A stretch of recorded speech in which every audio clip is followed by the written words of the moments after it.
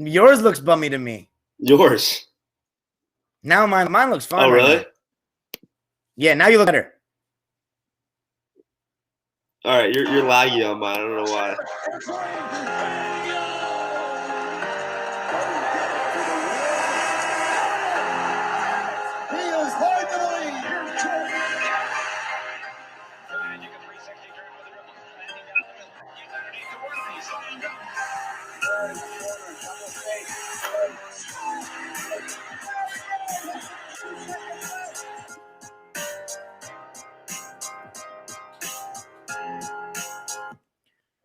What's going on, guys? Welcome to Dime Dropper, episode 68 of our 24-minute recaps. Before we get started, please make sure to subscribe on all platforms at YouTube at Dime Dropper Podcast, Apple Podcasts. Leave a review if you'd like. Follow us on Spotify. And, of course, to follow us on all social media platforms at Twitter, Instagram, Facebook, and TikTok at Dime Dropper Pod.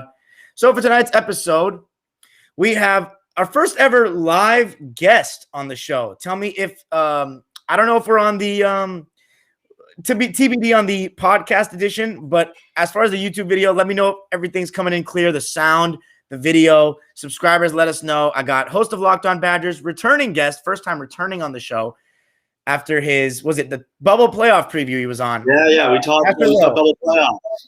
That's right. Back, Asher Lowe, host of Locked On Badgers and contributor at the Badgers Wire for USA Today, joining me to talk about the local Milwaukee Bucks, but also our local Los Angeles Lakers. After the Lakers have just fallen in Andre Drummond's debut, 97-112 at the Staples Center. Ash, you haven't been able to talk too much NBA on your platform. What do you think of the game tonight? So we're starting in LA. Let's go Lakers. We're starting with the Lakers. I thought, first of all, that Drummond had a really good first quarter, and the Lakers as a team had a really good first quarter. I didn't expect them to play as well as they did to open. I expected Milwaukee, coming off 3 straight losses, right, as the better team far and away tonight, to come out and ball, to absolutely ball early. And I feel like you see when great teams in the NBA, and I would consider Milwaukee that in this regular season right now, they've earned themselves that title to me at this point. They've played much better basketball over the past 12 months, aside from the last 3 games. I expect those teams, when they lose a couple games, to come out and just really play with that fire. They didn't. Andre Drummond was really good early. The Lakers were solid early. Schroeder hit a couple threes, which you don't always see from him, hit a couple long ones. I thought the Lakers fell in love with the 3 late, but we can talk about that. I know you thought that as well based on our texting during the game. And, yeah, the Lakers started out really well, and then Milwaukee simply took over, defensively especially. They really shut things down for the Lakers, and the Lakers kind of did it to themselves in that third quarter a little bit, got really 3 happy as well in the fourth. Kuzma, as you said, took too many. They really just settled. They settled. There's no other word for it. And in that third quarter, the last 5 minutes of that third quarter, they looked lackadaisical, man, until Marc Gasol came in the game. But before Marc Gasol came in the game and kind of changed the energy with his passing, they looked like they were just going through the motions. They looked mentally out of it. It was just weird to watch some of that third quarter. They really looked like they didn't want to be there. I don't know how else to say it in that third quarter. Yeah, I completely agree. Drummond looked really good in the beginning. He had a nice block on the double jump, and he was showing that, he would be able to rebound, contesting some shots around the basket. But, yeah, the Lakers were getting – I honestly think it was a little bit of a fool's gold first quarter. The Bucks were just – I don't know what they were doing. You were texting about it too. I don't know what they were doing on defense that first quarter. They were just all over the place. Terrible. And the Lakers were getting open threes, and guys like Keith was hitting a ton of them. And then Kuz hit a pull-up, and then Schroeder, as you said. And they looked like they were going to have a night. But then the Bucks clamped it down a bit, and the Lakers weren't getting the same open looks off those pick and rolls, because really the only real pick and roll threats for the Lakers right now are THT, Kuz a little bit. But Kuz his floater game and his in-between game is just anything involving scoring right now for Kuz is a little sus. He's good at everything else now, but his scoring is very suspect. And then Schroeder was getting bothered by Drew Holiday. I mean, you and I love watching that defense. He is far and away. I don't even think it's that close. Simmons actually this year has been close. Yeah, Simmons has been great. Before I've watched Simmons this year, watched what he's done this year. I've watched him his whole career, but at LSU as well. But before what Ben has done this year, I would have said Drew Holiday is far and away the best defender at the guard position in the NBA. He had some plays tonight where he just literally rips the ball from guys' hands, which you don't see anymore in this league. Like Yeah. he rips Kawhi it. does sometimes. Kawhi's got a few rips. True. The other thing about Giroux is who gets by him? Like how No one. often, unless he's like closing out late. I'm talking about like a Yeah. one-on-one situation where Yeah. he starts in front of you in his base defensive set. Who in the world gets by him? But his offense tonight was exceptional, and his offense is exceptional when he's at his best. He is an underrated shooter. Like I don't think people talk about how great of a shooter he's become. He is good going to the rim, not great, but good going to the rim. And like we said, he is an exceptional defender. Ridiculous. Some of the plays he makes just leave your jaw on the floor. Like he's ridiculous. Yeah, I mean, he was clearly bothering Schroeder. I think teams like to go underneath the screen with Schroeder when he's at the 3-point line to try to bait him into shooting a three. Because if you like kind of fight around and get a hand up on that, but when it gets to the mid-range area, that's when Schroeder kind of gets what he wants. But Drew's length was really bothering him today. And then, Drummond. We have to also mention in the beginning of the second quarter, Talen Horton turnover, as I call him, came in and lived up to the name with consistently turning the ball over tonight. Very careless, and that's what got the Bucks back in the game. I thought Middleton had like 15 points in the second quarter. He was going off. And when that's when the Bucks are at their best to me, when Middleton's hitting, because he hits from different spots than Giannis. And I think the Bucks are getting better as the season's going on. What do you think? I think the Bucks have gotten much better as the season's going on. I thought before this 3-game winning streak, they were playing far and away the best basketball of their year. I think that they figured some things out in terms of where to play Giannis, and I think Giannis has figured some things out. I think he really has. And listen, you and I have been so hard on this guy, and deservedly so, just on the basketball floor. Yeah. We both love him as a person. We love his decision to stay in Milwaukee. We love almost everything about him, aside from his actual basketball game when things slow down in the playoffs, right? How many times we talked about it. I actually think, and I would not say this if I didn't think it was true, because you know I wouldn't say this. I actually think he has finally taken a true step forward this year, in the middle of this season, because I finally see him willing to play in that middle game, that 12 to 18 feet. I see him willing to operate there, and he makes mistakes there still, sure. I see him taking better threes, not those walk-in 5 seconds into the shot clock, wide open top of the key chucks, not those. More like later shot clock. You've already swung it a little bit. 8 to shoot. He has an open look from the wing and he hits it. He hit like 2 of those tonight. And I love the way he's playing in that middle game. Like I said, whether it's a post fade, passing out of that area, I love what he's doing. Yeah, I agree. I think he's starting to see where he's deficient. And I mean, we're only going to find out in the playoffs. It's one of those things. But yeah, you are seeing it a little bit better. I think, though, the Lakers, they just shot themselves in the foot, though, as this game went on. Chucking and chucking. I mean, bro, I saw it. We're going to get to the Celtics in a second. Oh, you want to talk about chucking? Let's talk about 47 threes shot by the Celtics. Oh, that's how many it was? 47. Okay, we'll get into that in a second, but just to finish with the Lakers, man, like they were within 10, 12, like that stretch where Mark came in and then just chuck after chuck. It's like, dude, the Lakers, one of their biggest weaknesses is 3-point shooting, and they just consistently keep taking those shots. It's like these teams all think it's, as I said, is the NBA getting better. All these teams think they're the Warriors, man. Like, it's just they just don't know when to quit. It's like, I understand it. 3 is greater than 2. You want to space the floor, all that. But, like, when you see it's not going, you got to pass up some semi-open looks. You got to. Because, like, what is that, bro? Like, you're just shooting. Listen to Kuzma tonight. Let's look at his line. Kuz. And I've been very, pro Kuz this season. 16 points, 7 of 17, 1 of 9 from 3. So you can do the math. 6 of 8 from 2. He's 1 of 9 from 3. Then you got Dennis Schroeder, 3 of 8 from 3. And then 5 of 10 from 2. So, like, and then KCP, who's just been in the absolute doghouse this season lately. It's just been, he looks disinterested. You want to talk about somebody who looks out of it. KCP has looked out of it for a long time this season. And, I don't think it's anything serious. And by the way, I know a lot of people are clowning Drummond. Obviously it's, if you're a Laker fan, it's sad to see him go down, but you can't draw conclusions from this game. No. I do have a lot of stats for you on the Celtics thing, because I did do a piece on NBA Wires for USA Today about the Celtics. I was recapping that game, and I just was looking through the box score, and I was shocked at what I was seeing. in some of it, but the inefficiency with some of these decisions that are supposed to be the most efficient decisions in basketball, right? Taking the amount of threes they take, and then the results of them sometimes. The thing that just drives me nuts and drives you nuts as well is when it's just not your night, like from three, like it's just not going. It's almost like teams when it's not going double down because of like the law averages, or they think like take more. I think it's because they get down and they see it's like, oh, it's about to be a 10-point game, and they know that the three-pointer has unlocked easier comebacks, and so they fiend it, they just spam it, and then before you know it, they're down 20. Yeah, and when teams get back into games, usually it's by attacking, forcing turnovers, and getting layups. And then once you get those layups, then the open three start and momentum builds. It's like when you see something go into the basket, shit changes. And like that's what we talk about with back in the day. You used to hear when your shot's not falling, go to the rim, get fouled, get some easy points, stop the clock. And now it's just keep shooting. Like back in the day, I mean, what do you mean back in the day? I mean like 10 years ago. Yeah, 8 years ago. We're not old. Like when we were playing pickup basketball, or we were playing rec basketball or high school basketball, like that's what we were told. Yeah.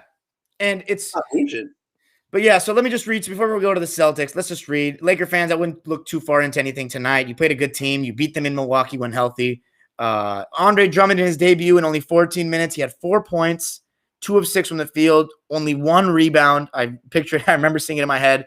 3 turnovers, though. The Lakers had 22 turnovers, which is just never going to be a recipe for success. Montrader had a decent performance, 19 points, 3 turnovers, though, 6 for THT. He had twice as many turnovers as he had points, yet somebody on my Twitter feed was coming at me, calling me biased because I said Terrence Mann may be better than him. It's amazing. I got a question for you. Would you, I know one of our friends said this in our chat tonight, if you met Montrez in person, would you accidentally immediately call him Montrader? Dude, I think it's honestly become like I've drilled it into my head. I haven't heard you say the name Montrez in like a year. Dude, I've been drilling it into my head. I've been drilling it into my head to not say it. But I was gonna say, so let me just read the Bucks. You'd be like Montrader. It's excellent to meet you. No, I wouldn't say excellent to meet you. I just walk by. I say, oh, Rodman. Montrader. The modern day Rodman. What's it like being cold-blooded? Like, Dude, the modern day Rodman got blocked. I mean, got posterized by Brook Lopez tonight, who I thought had a good game. Dude, Brook Lopez is underrated around the rim. Defensively, I think. He had 4 blocks tonight.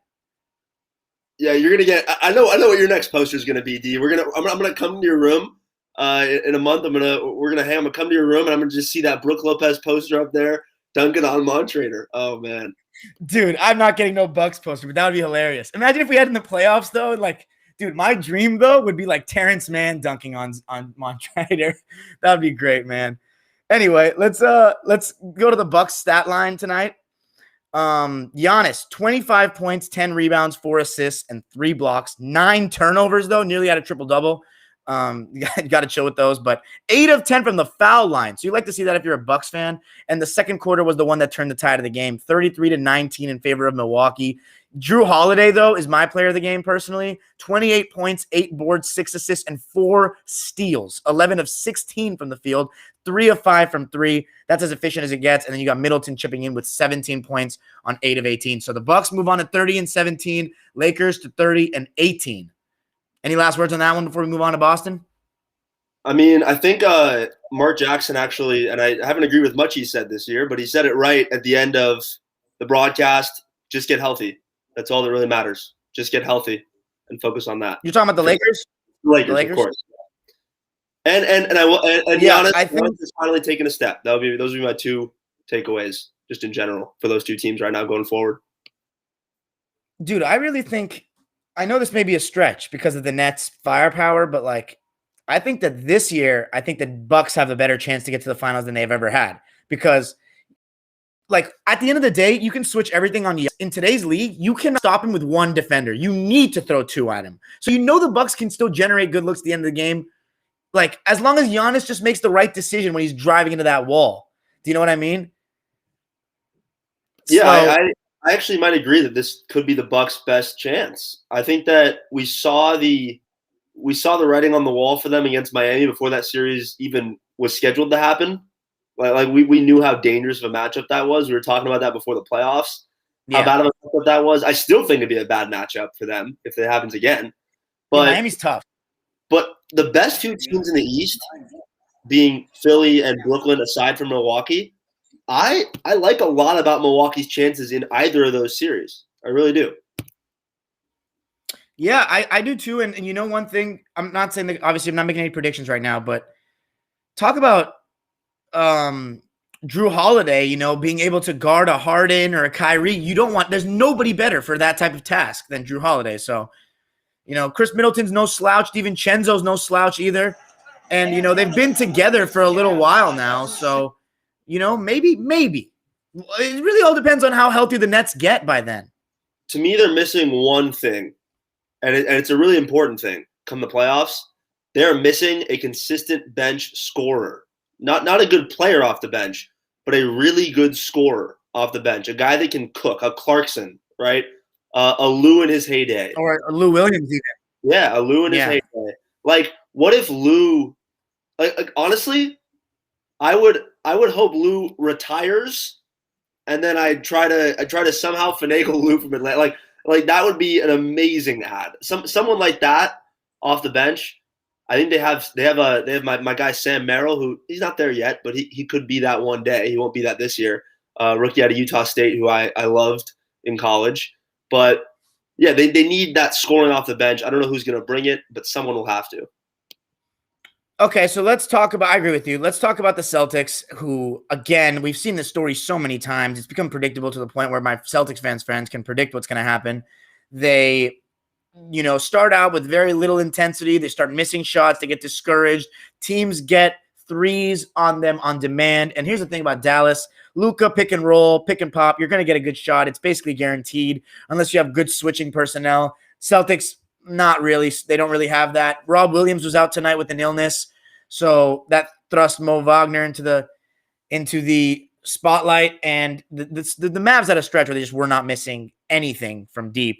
It starts with Luka. The rest opens up because you got to throw two at Luka, and then the Celtics get discouraged. But my problem is this: when the Celtics are on their comeback, like they think that they can shoot as many threes as the Mavericks and have a chance to win, when the Mavericks are the ones that shoot threes, and the Celtics have been abysmal. I've said it so many times in the show. Dime Dropper fam, you know, the Celtics are not a good three-point shooting team. Every single night it's 10 for 30. And tonight, when they were getting back in the game, even though some of them were open, and again, I say this, just because it's open, when you're missed like 10 in a row, you got to like have some self-control. You've got to have some self-control, unless it's deep in the shot clock. I mean, you said it. Let's look. 11 of 47 from three. Yep. Jaylen Brown shot 11 threes. He made combined. I think the combined stat for you: Brown, Tatum, Walker. All three had 20 points. If you look at that, you're saying, okay, combined from three, those three, 7 of 28. Yeah, 25%. I mean, that's just not good enough. And Kemba in general, I just checked, dude. He's shooting less than 40% from the field this year. And that's just not going to get it done, man. And like, I think this is the last season of Kemba Walker with the Celtics. It's just unfortunate that injury that happened to him, because he's really not the same since then. And it's really sad because it couldn't have happened to a more, you know, like a guy that's come to Boston with such a great attitude and has really helped Tatum and Jaylen Brown develop, but he's just not able to give them anything different right now. And it's just very frustrating because the Celtics push at the end, but Tatum just is too in love with jump shots, man. He's way too in love with jump shots. Threes, especially. Absolutely in love with threes, especially at the end of games. Like, I know. He loves them in the fourth quarter.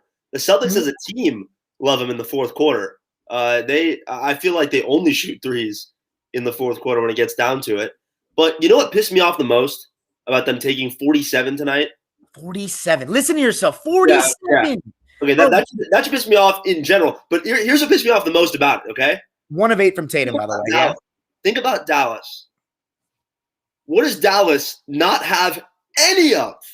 Like, at all? What are they terrible at? Let me think. I mean, they're not a great defensive team at all. Who protects the rim? Porzingis. No, Porzingis? You don't buy that? Every day? What'd you say?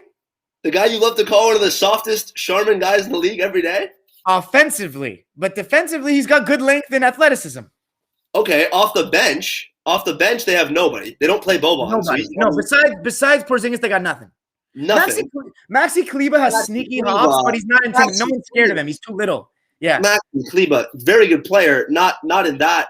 Maxi Kleba. He's like a Daniel Tice rim protection, maybe even worse. Like he's just. Would you say the Mavs are bottom half of the league rim protection wise, personnel wise? I think they're just bottom half of the league on defense in general. True. Okay, true. Yeah. But when you're a bad defensive team, what should you do to a bad defensive team? Should you chuck a bunch of threes? No, attack, because they just bailed them out. Yeah, probably not. And they have a bunch of bad individual defenders and not a great help line behind it. They are a terrible defensive team set up to guard drivers, like really bad at it. And it just pisses me off that the Celtics are just 47? I know, that's insane. 47 threes. They shot 41% from the field. You know, the only person that actually shot at least 50% from three for them was Peyton Pritchard. He had 8 points on 2 of 4 from the field, and all of them, the shots were threes. But yeah, Jalen, 9 of 17, 4 of 11 from three. And if he just had 1 or 2 of those, it would have been huge. It's just 3 after 3 for the Celtics. And, you know, they keep saying they want to play themselves out of it. And by the way, again, I want to have a serious talk about Brad because, like, I'm not the type to blame coaches. You know, it takes a lot for me to do it. But I've been saying this year, I just don't see it anymore, man. It's gone stale. Like right now, I can't tell you what Brad does well instead of a couple out of timeout plays. Like their offense is just high pick and roll, no movement, no nothing. And their defense, they're just not on the same page. And part of that is because, and Celtics fans, my friends get mad at me for saying it, but part of it is because they don't have the big four on the court in consecutive games. Like there's no, like they just one out, one in. They just every time. Time Lord tonight. There's no continuity here. And I was looking at the top 5 teams in defensive rating. The Lakers, because Vogel instilled that defensive. Like the Lakers, one thing doesn't matter their personnel. They're going to be on the same page on D. Like they're going to talk. They're going to make life tough for you. It's their offense right now that's struggling. But the Lakers will bring it on D, especially because Schroeder puts pressure on the ball. But Philly has great defensive personnel. And then the Suns and the Jazz are the other 2 teams in the top 5. They've been extremely healthy this season. I saw a stat, and I hope I'm saying it right, as this was what it was. But this stat made so much sense to me. The Utah Jazz, right, who are probably the best regular season team in the NBA right now. I think we could all agree on that. Yeah, I mean, they have the best record. They have the best record, so we got to give it to them. Regular season team in the NBA right now. Yeah. What have they had that nobody else has had? They have had 3 games without their full roster. Every other game, they've had a full slew of rotation players playing, is what I read tonight. I hope that's right. I think it is, from what I read, if I remember correctly. Yeah. But they have had their dudes on the floor at all times. They've had continuity every night. Donovan and the Suns too. Night. Donovan plays, Rudy plays every night. Paul plays, Book plays, right? And that is so important. Paul plays, Book plays, and DA plays. After last year with everything that he's been through, Mikhail plays. They all play. Conley's been healthy for the first time in a while, it feels like. He's missed some games here and there. Donovan, I think, missed tonight's. I mean, every single night there's somebody missing from somewhere. It's like insane. Like that's just I can't even it's so annoying. I don't think the Jazz are. I see your chat saying 2015 Hawks. Like I don't think. First of all, I think it's a bad comparison. But I think so too. I don't think they're going to win the ship. I don't think they're going to get to the ship. But I'm just saying it shows you what you need in the regular season to be great. Like you need some continuity of health, unless you're just so supremely talented, like Brooklyn is, and you're playing at such a high level with the talent they have, and you're taking advantage of just lesser talented teams by far, right? But anyway, I just think that Brad Stevens is a guy that me as a college basketball nut. Like that, that is my life. Up there with the NBA. College basketball is up there with the NBA for me. I will almost never criticize Brad Stevens. Like I watched him do miracle work at Butler. He was the savant. He was a basketball genius. I just think he needs a change of scenery. It's that simple. I think it's just too long. I think he's lost some of his emotion. And by that I mean this. He's not an emotional guy. I think he's just lost some of his charisma. Yeah. He used to be so stoic. Tonight I watched him in the press conference. I don't know if you watched the press conference yet, but he was for Brad Stevens standards, he went off. He was What'd he say? really angry for Brad Stevens standards. So he What'd didn't he say? yell and scream, but he was talking about how terrible they were. How terrible they were. And he doesn't always do that. Oftentimes he'll go into the presser and be like, just didn't work out tonight. It wasn't our night. Got some things to work on. Like he's a very Says, it wasn't our night is a classic from him. Classic, right? He didn't do that tonight at all. He was like, we were awful. And so I hope that's a good thing. But I also feel like it's a sign of like he's just fed up. I think he needs a change. I think the Celtics need a change. And unless it turns around fast, I think he's an amazing coach. And I think he'll do amazing things wherever he goes next. Maybe it's a change of scenery thing.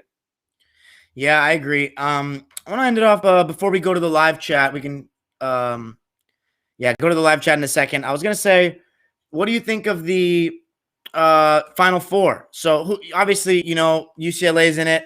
We have Gonzaga, who you've been really high on all year. Do you think this is just completely the Zags tournament to lose at this point? And who do you think could give them the best most trouble from the other side, Baylor or Houston? And do you think there's any chance that UCLA can upset? It's the smallest chance of anything in the world that UCLA wins that game, but I would love it. Yeah. There's almost no chance at all that UCLA wins that basketball game. This Gonzaga team, D, I've told you this since November, and you were like calling me crazy in the chat in November, which is fair because they didn't say crazy. I just said really. They hadn't played games yet, right? Yeah. So you were like, all right. But before this Gonzaga team played games, I told you what? I told you that they're the best college basketball team I've seen in my lifetime of watching college basketball. Oh, okay. I thought you said ever. I was like, I don't know. No. Ever, I can't say. You know why I can't say that? Because we're talking about NBA teams, we can't. I don't know what Ralph Sampson did at Virginia in the same way. Yeah. Like, I don't have that kind of knowledge. I don't know about UNLV in the 90s the same way I know about Gonzaga in 2021. Like, I know who their players were. I know the history. I know Tarkanian, but I didn't watch them in that same way. So it's hard to do, right? Facts. But this Gonzaga team is the most complete college team I've ever seen in my lifetime of watching this sport. They are the best passing team I've ever seen, and it's not even close. Like their passing is ridiculous. Mark Few, Gonzaga's head coach, is the best coach in college basketball. They have 2 lottery picks. Jalen Suggs is the obvious one. Corey Kispert is the other one, a guy who has grown leaps and bounds in 4 years, and I think is going to be a very good NBA player that nobody's talking about. And he's one of those guys, D, that could help a team win a championship next year. Like, he is ready to come in and ball in a rotation on a great team next year because of the program he comes from and how much better he's gotten. I see the Nick Wright quote. Nick Wright. Yeah, I was going to ask you about that from Gabe. Let's go for it. Gabe's talking about it. You want me to rant? Is that what you want? Yeah, let's go. I want to see myself watching someone else get passionate about something for once. So Nick Wright should be canceled. Wrong. Nick Wrong. Nick Wrong should be canceled. That is worse than most things I've seen people get canceled for.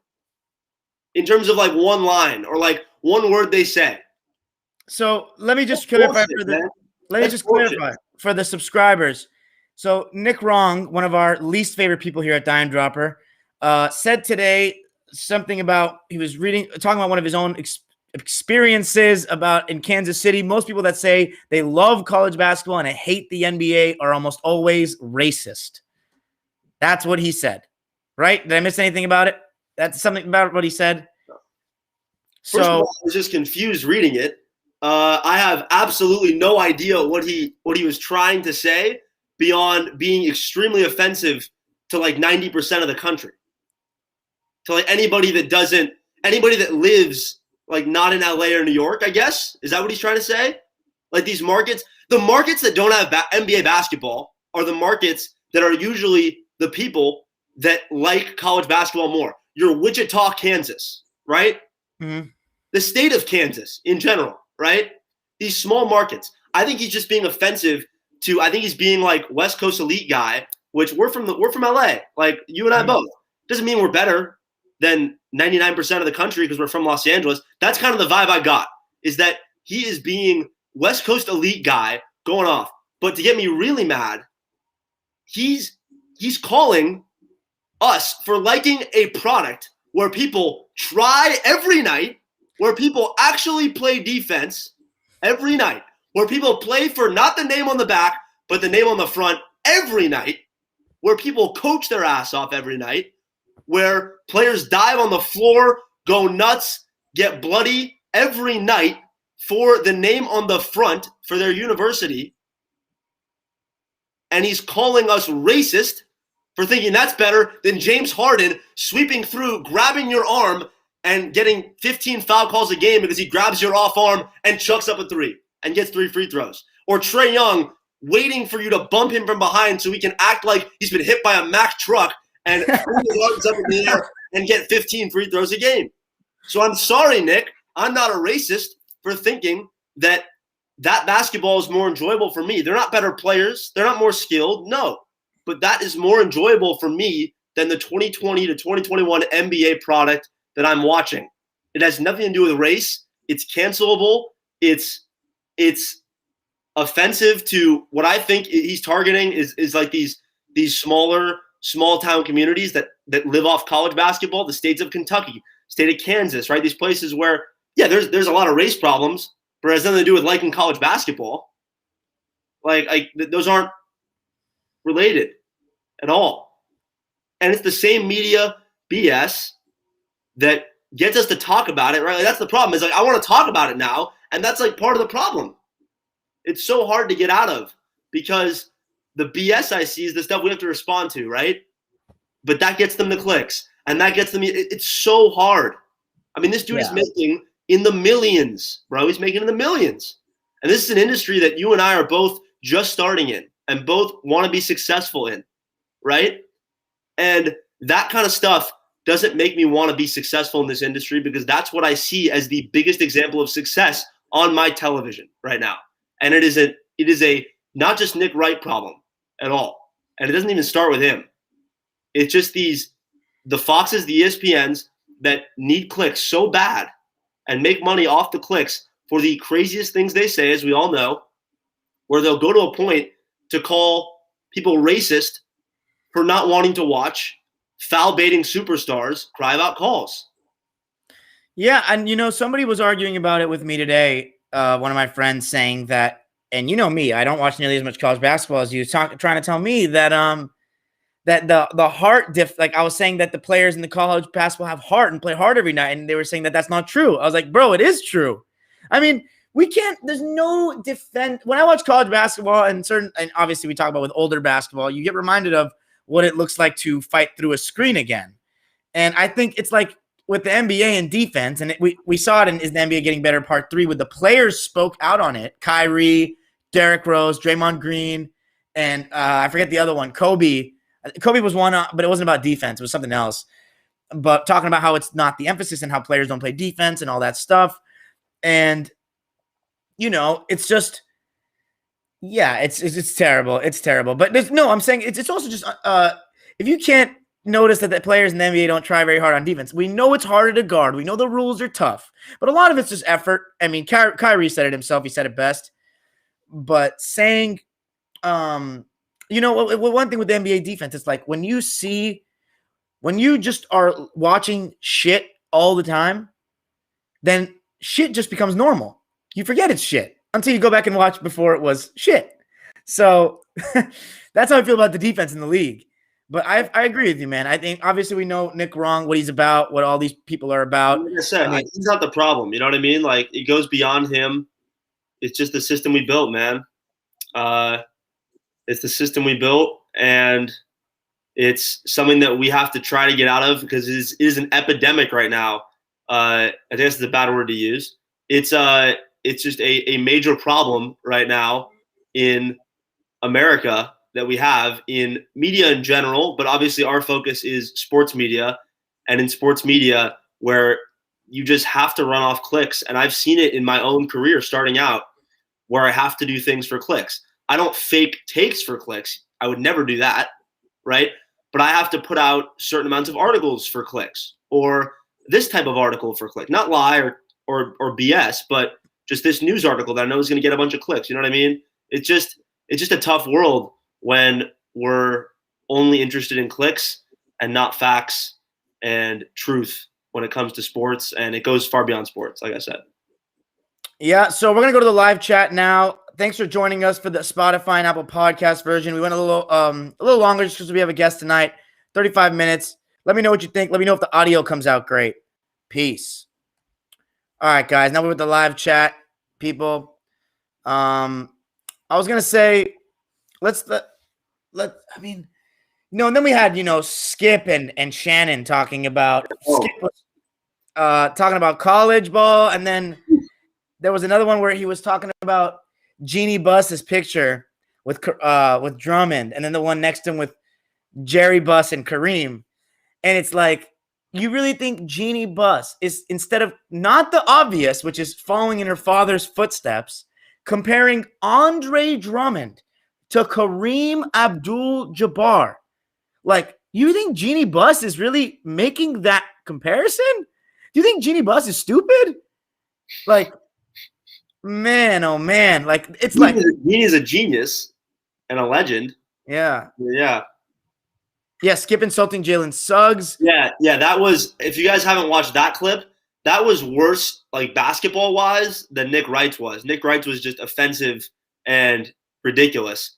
But if you haven't watched the Skip and Shannon talking about Gonzaga, it's on my Twitter at ALOW_33. You can go watch that video.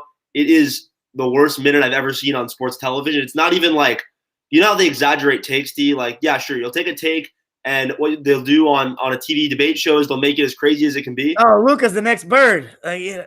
This was just lying. Like this was just lying. It wasn't even exaggerating. He was just flat out lying, deceit, had no idea what in the world they were talking about, had never watched the sport of college basketball in their lives. And they go on the air and talk about it, and millions of people watch it, and it's just ridiculous. They basically said Jalen Suggs. They said Gonzaga doesn't have like the talent of the old Kentucky teams of 2012, 2015, that they don't have lottery picks. They have two and a guy that might go number one. I mean, yeah. Yeah, I was going to say, to respond to one of the comments in the chat, Skip is not a Clipper fan. He's just a LeBron antagonist. You guys need to be smarter and see through this. Come on. He's a Spurs fan that's a LeBron antagonist. He's just against who LeBron is. He's not part of the Clippers. And that's so funny that Jay Love said he's a fan of Nick Wrong. No wonder. That just made me lose. Jay Love, man, you keep giving me more info about the way you think. And, anyone that supports Nick Wrong in any endeavor is very questionable in my eyes, because the dude is the biggest casual there ever has been. This fool, Jonathan Villagrán, said, "Drop her, bud. You're a bit choppy on my end." Dave Gale just compared me to Doug Gottlieb. He's got to go. We got to kick him off the line. What's Doug Gottlieb saying? No, Gabe just told me I remind him of Doug Gottlieb. We got to get Gabe Gale out of here now. Oh man, we got to get Gabe on and talk about the bigger, faster, stronger. Hey, Dime fans, if you guys want to send Dime a present, send him a present. You know what to get him for any holiday, birthday. Just that poster of Brooke Lopez yamming on Montrez's face. I want Dime to have 50 of them. I want him to put them on every wall in the house. That's what the Dime Dropper fam should do for you, your loyal fans. Yeah, I mean, yeah, there we go. See, I watched Undisputed when I was 14. I had someone to realize what their plan was to clickbait an impression farm. It gets old. That's true. I mean, that's all it is. Jerry West is underrated, of course. They're asking who's your team. I'm a Clipper fan. Wait. Someone said there's a lot of LeBron antagonists in the media. Who's a lot of them besides Skip? I like whoever's talking to Nick Wright. Stephen A is not a LeBron. Just because he's a Jordan fan doesn't mean just because he thinks Jordan's that dude doesn't mean that he's a LeBron antagonist. He gives LeBron his flowers all the time. Yeah, I think Stephen A was really critical, like a little harsh on Russ in my opinion, because it's like he was talking about his what Russell Westbrook is, but like the dude just got a win without Beal. He had an amazing night. Even Magic Johnson came out and congratulated him. And Rob Parker, true. They're right. Rob Parker one? I don't listen. Yeah. Wiley, I don't know about that one. I know Wiley's a Clipper fan, so maybe, but I haven't heard him talk about LeBron in that hate way too much. But I will say this though, Rob Parker did have a factual tweet the other day about super teams. That's all I will say. I don't agree with this. I don't know his opinions enough. But he agreed with. I agree with that take. I do think Luka Doncic is a top 10 player in the league. Ryan Hollins is not he likes LeBron. Whoa. Timeout. See, this is where the Laker fans need to relax. Max Kellerman saying that he thought Kawhi was the best player in basketball last year was not discrediting LeBron. Kawhi had an incredible playoffs. He failed, but don't tell me that game's playoff choke for the Clippers was just like easy to see. Do you know what I mean? Because before the bubble, Kawhi was against the Lakers, man. He performed. Like, he outplayed LeBron in two of the three matchups. Sir, the fourth one was pretty even, but I don't think Max Kellerman was hating on LeBron at all. And Max Kellerman has come out and done the same thing this year, where he said LeBron is the best player in the league. Like, you don't just because a guy was injured and Kawhi was going off. Like, I don't think that that's discrediting at all. D, can I say something about that real quick? I think that like, your takes can change. You can still have informed takes, and they can change with new information, right? Like, I don't think it was crazy at all to say Kawhi's the best player in the world after he won that championship. But then the information changes. You watch what he does in the playoffs in the bubble, and then you can change that opinion. I think that's okay.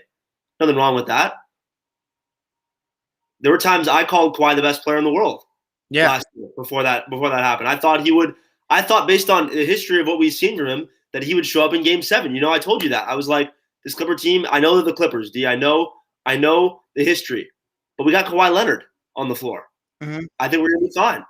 And how wrong was I, right? But that's what he showed us. So, I mean, it's tough. This guy said Richard Jefferson is a LeBron antagonist. Dude, he's a complete troll. He's friends with LeBron. Come on now. I mean, Jonathan, you're saying he claimed he was the best player solely because he didn't play. I mean, it's not that LeBron came back from the injury, guys. We watched the games. If he didn't try, okay, he had us fooled. LeBron had us fooled. You know, he came back and he performed like the LeBron we know. But you can't just be rewarded for the past. Like, we're talking of as of 2019, it would have been a safe assumption to assume that LeBron may have been declining. And you know, he came back with a vengeance for sure. But more so than anything, it's like LeBron impressed me, but like nothing crazy last season. It was more that Kawhi just didn't show up to the party. Like, I didn't expect the Lakers to lose any of the series that they played. If anything, I thought the Heat series after the injuries was going to be like a sweep. But, you know, and Maniac Lane's asking, do you have a GOAT? Jason Whitlock? I heard he's just a I don't listen to him. Do I have a GOAT? I think it's Michael Jordan, but I would say that if I'm arguing for anybody else besides Jordan, I think the two guys that can be argued best right now, I think LeBron will have an argument when it's all said and done because of the longevity and the numbers that he'll break. But if like his career ended today, and we're just talking right now today, I think Russell has an argument. I think Kareem probably has an argument, but to me, I think LeBron will have an argument when it's all said and done for sure. Yeah, I think who'd you say the second one was? Bill Russell or Kareem? Russell and Kareem. Those two. Yeah. Probably could I could see people making an argument for me being like, yeah, I can't really argue with that. So you all right, so just respond to some comments. AD wasn't on the level of Kawhi. I don't remember if I necessarily said that. If I did, let me clarify. I mean, I think AD is on the level with anybody in the league, but I do think that I just don't have the confidence in Anthony Davis being the best player on a championship team, whereas with Kawhi, we've seen it. And I just think that Kawhi has a little more dog in him than Anthony Davis does. I think Kawhi, for the most part, enjoys physicality. I think AD doesn't like physicality. Who was the greatest player in the 1980s, Magic or Bird? Take your pick, bro. I need to watch it to judge that better. Kareem did longevity better than LeBron, says Gabe Galef. I mean, but LeBron's not done. So how can we say true. That's my point. If it ended today, yeah, but like he's not done. He can Murray, play 2 years. I don't know. He's not going to, but he could. Murray had a way better performance than Kawhi Leonard last year. I disagree with that. I think that he had Jokic to offset a lot of stuff for him. I mean, Paul George, let's be honest, man. Outside of a couple first halves in the games of the Denver series, Paul George did not come through for Kawhi at all. If Kawhi played badly, we lost. If Kawhi didn't do it in the second half, we lost. There was no bailout. There was no Game 2 Western Conference Finals where Anthony Davis made that game winner and went crazy when LeBron was playing like trash. There was none of that for Kawhi. So, I can't give you that Jamal Murray stuff. And Jamal Murray's, let's be honest with ourselves, Jamal Murray has not played like that in the regular season this year, and he's not in Kawhi's galaxy. Let's be quite. Jokic is getting there, but Where would I rank AD as a pure talent all time? See, that's the thing about this talent stuff. Like, the talent is cool, the prototype, but what are you actually producing? I think Anthony Davis is great. I don't think that he's in any place for me to rank him anything. I think he will be a top 10 power forward of all time when it's all said and done, and that's about the furthest I can go. You have any comment on that?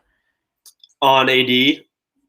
I mean, I think that it's hard to like differentiate just as a talent and what you did with it. Like, I don't know, is AD more talented than Tim Duncan? Like, it depends how you define talent. You know what I mean? That's what I'm saying. That's subjective. I don't know. The body, yes. The body, yes. Yeah, like the natural gifts, yes. The talent, guard talent, sure, but not big talent. Not even close. Big, not big close. Talent, and not passing and like. You think PJ Tucker would ever get a stop on Tim Duncan? Maybe once every 10 times. Yeah. But what was I going to say? Someone saying Kawhi benefited from a really good Raptors team. He's still very good, but last year he showed he needed the right pieces around him to be successful. What superstar doesn't need the right pieces around him to be successful? I mean, again, you guys act like LeBron can make whatever work. What does whatever work mean? I mean, you saw what it looked like without, with in 2019, people said, oh, let's do less shooters. Let's bring more people around LeBron to, ball handlers. And that team was a second-round exit at best, if we're being honest. A second-round exit at best. They're better with more shooters and less ball handlers. So you did change the personnel to benefit LeBron. So anyone, Jordan too. Everybody needs the right piece around him to be successul. You know what's one of the toughest LeBron stats when I see it? Like, I don't know why people put so much into it. On and off court. Yep. It just if you build a team specifically designed for this guy to run it in every single way, shape, or form and have the ball in his hands as much as he does, you think they're going to be worse with him off the court by a lot? Probably. It's the same with the Harden's on and off in Houston. What do you think of someone was saying, okay, let's see. So someone says never seen Duncan do any step back three or handles like AD. Who cares? Duncan didn't have to do step back threes or handles. You want to know why? Because he's the best power forward of all time. Because you can't stop him doing what he does. Why would he take a step back three? I mean, here's the funny part. Every single honestly, if I'm the defense, I want Anthony Davis doing the step back three every time. Every time, I would like it. He may make it 2 or 3 times out of 10, 4 if he's having a good night. But for the most part, like, I want AD as far away from the basket as I can get him. And he falls into the trap more than Duncan ever did in his life. I also wanted to say, somebody's asking you, is James Harden a top 5 shooting guard of all time? And again, Asher's like me. He's not going to answer all these questions with certainty because we still have a lot more to go to see. But yeah, I'll let you on top of my head if I'd have him in my top 5. I'd have to just like look at a full list and like, I mean, it's too hard to answer. Also, is James Harden a shooting guard when it's all said and done? I think he is, to be honest. I think he is. But he's very good with the ball. Because he's been more of a point guard the last 3-4 years than a shooting guard. Definitely, but I think that he's just going to have more years at the 2, but we'll see. I mean, we'll see what he needs to be like. His whole reputation needs to be changed to a point guard if people say that. It's also going to be so hard, like, I mean, not just with him, but like it's going to be so hard to look 10 years down the line and be like, well, who are the best power forwards of all time? Because we're not going to have, like, it's going to get to a point where we don't have small forwards. Like, we don't have, like, a guy you can be like, that guy's a small forward. Like, we're probably not going to have a bunch of true position players outside of point guards and bigs and wings. Those 3. Point guard, wing, big. I mean.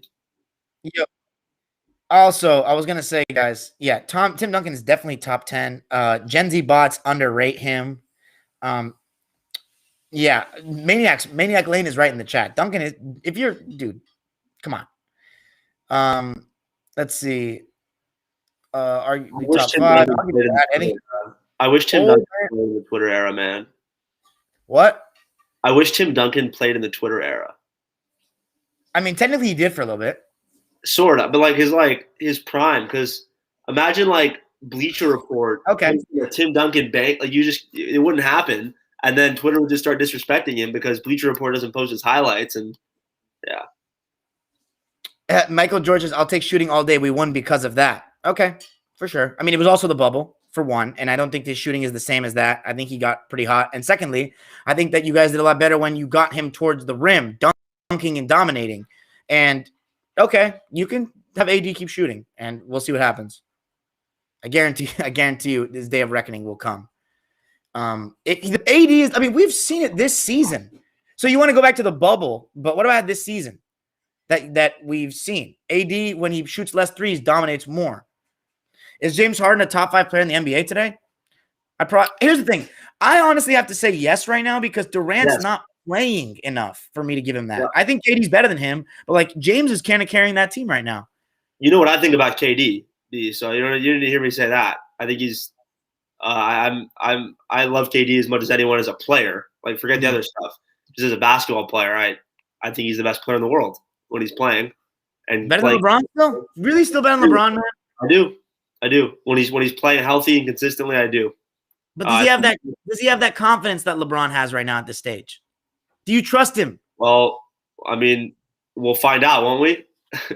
Jonathan, to answer your question about the bubble, it means that I think some players shot better jumpers-wise in the bubble than they actually are jump shooters. Tyler Hero, Jamal Murray, and I think Anthony Davis's percentage from shooting like from 18 feet or further last season in the regular season was not very good, guys. Like, trust me, I thought that AD was a better jump shooter than I give him credit for.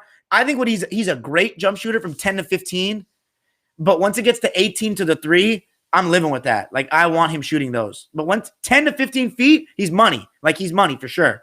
But I'm taking 18 first. So, yeah, disagree. Actually, LeBron is the best player in basketball. I mean, I can't really argue against it. Yeah, it's not a big. We'll find out. We'll find out in June. Yeah, and I think, I guess we'll find out in June, right? Anthony Davis is not better than James Harden, by the way. I get where you're coming from with that, but at the same time, I'll wait for this playoffs to say it. When Anthony Davis is locked in, he may not be able to carry a team like Harden, but his two-way impact is just absurd sometimes. Like, he can be dominating a game on both ends. Harden can't do that when AD's at his best. Whoa. Jesus, a bunch of messages just came in. Yeah, I feel you. Kevin Durant is still yet to get my approval of legitimate winning because the best shooters of all time with him. Yeah, I agree with you on that. I think using the excuse of the success of the team is nothing more than just discrediting. If anyone's teams won the championship last year, the stuck one happened in regard. Just disagree with that. I think that's just you guys, Laker fans, playing victim. I think no matter who won the bubble, people would have discredited them to some extent. I mean, that's not me trying to discredit. I'm just telling you my opinion. Everything about the Lakers, you have a problem with me saying that's negative. I said it about Jamal Murray. I said about Tyler Hero. I think they're great. Very good. Same with AD. You can even throw in else. Oh, I even think Morris has started to step it up again. But I think his shooting was a little better in the bubble than it actually is too. Yeah. I think some guys just had a better time shooting the bubble. This wasn't it that they said the bubble was easier for jump shooters? Well, if you think about it, I'm thinking about it as a shooter, and the backdrop. First of all, the backdrop's the same every single night, so it's like you're playing in the same arena every single night, right? And there's no fans behind that backboard at all. You're just like focusing on a very simple thing. There's nothing to distract you behind it. There's no moving parts behind it. To me, it would seem a lot easier. Plus nobody's yelling at you. There's no there's no distractions, like at all. So I feel like as a shooter, it would make sense for me that it'd be easier. It's like a gym. It's like a rec gym for sure. Any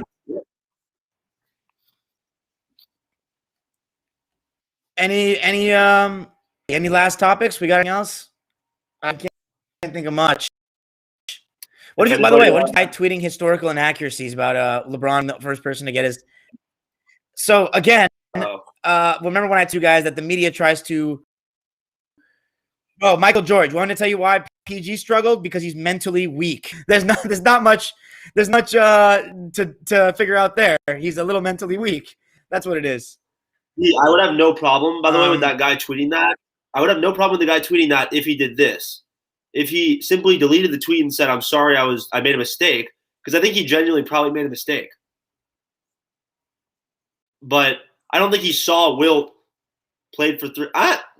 The franchises thing, though, makes me think he maybe didn't make a mistake. The fact that he said 3 franchises, trying to like think that, but maybe that was his mistake. Maybe he thought that those 2 Wilt franchises before the Lakers That were was the his same. mistake. So I think he made an honest mistake. I guess I made mistakes too. Like I remember I said on a podcast a couple weeks ago that Oregon had to like bow out of the Pac-12 tournament, which I was wrong about because I mixed it up with something else in my head. And like you make mistakes, you just got to come out and be like, oh, I made a mistake. Like we're humans in media. We make honest mistakes. What Nick Wright did is not an honest mistake. What Skip and Shannon did is not an honest mistake. Like this could be an honest mistake if he just like deleted the tweet and was like, I'm sorry, I made a mistake. Wilt also did that. Like it's pretty simple. Just own up to it. I don't know. Yeah, I agree. I think that I just think though you gotta. Yeah, I mean that's right if you delete it, but also like I don't know, man. You have 100,000 followers. Like fact check your shit, bro. That's Wilt Chamberlain. Like, come on, bro. The problem is it blows up. This guy's. And yeah. Yeah. The guy has followers, man. It just blows up so quick. Did you? Exactly. But anyway, I think that night. Thanks for joining us, guys. Let us know what you think. Me, Ash, if people want to find out where you are, let them know. Thank you, guys. We feel great about the Rondo trade, by the way. Oh, love the Rondo trade and love the media receipts I'm going to have from people come June about the Rondo trade. But love it. Love it. Mike Smith blackballed. Actually, if you want to talk about that, D, that was you tomorrow. Save it for tomorrow. I tease it. I mean, we can bring. By the way, I'm very, very not anymore with everybody out. This is getting absurd, man. Like this is just. I am a Clippers fan as well. Kyle, you. Yeah, Asher was with me at Game 7 against the Warriors actually in 2014. That was a great experience. True. But yeah, Rondo's gonna. I'm excited for Rondo. What is this guy talking about? Dropper, show us your fave hat next live. Okay, bro. Anyway, though, Ash, good stuff tonight. I'll be back tomorrow, guys. Nuggets. It's gonna be a tough, man. These injuries are really killing our momentum, and hopefully we get healthy soon. Can't wait for Rondo. Yeah, Rondo. If you guys want to follow me on Twitter at ALOW_33, I just but what is your like weird? Your chat gets weird sometimes. I love your chat like 99% of the time. These guys are great. And you got some real fans. I respect it though. You got some real fans. You got some diehard fans. I love it. But some of them are crazy. _33, Asher Lowe on Twitter. And I write about Wisconsin sports at BadgersWire.com. And I just tweet a lot about college basketball in general. So interact with me there. And it was a lot of fun joining you guys and joining the live, Mr. Dropper. Yeah, and won't be the last time for sure. We're gonna get what's it called? We're gonna get Gabe Galiff on to talk about what's it called? Bigger, Stronger. Oh, I love it. And obviously Lucas has to come on. He's got the insight on. Lucas has been on twice. We're gonna have him on the live. Oh yeah, for sure. When is he gonna get on? When is Clippers Knicks or Lakers Knicks? That's when Lucas has to go on the live. For sure. Lakers Knicks would be good. Have they even played each other this season? I don't think they have. I don't think so. Let me look it up. Let me see if they're playing each other. Someone just asked me who I root for in college basketball. Hey, they asked Asher. Pepperdine Waves, baby. The Pepperdine Waves, but I graduated from the University of Wisconsin and I cover Wisconsin as a media member, so technically that's not a root for. I cover them, but obviously, I pull for them. But yeah, the Pepperdine Waves, and also grew up watching UCLA, really loving those Final Four teams growing up in Los Angeles. So I've always been a UCLA over USC guy. I feel like everyone in LA kind of has one of those two sides. So yeah, but Pepperdine basketball, baby. Go Waves. For sure. All right, Ash. I'll catch you soon. But thanks for joining me tonight, man. Yes, sir.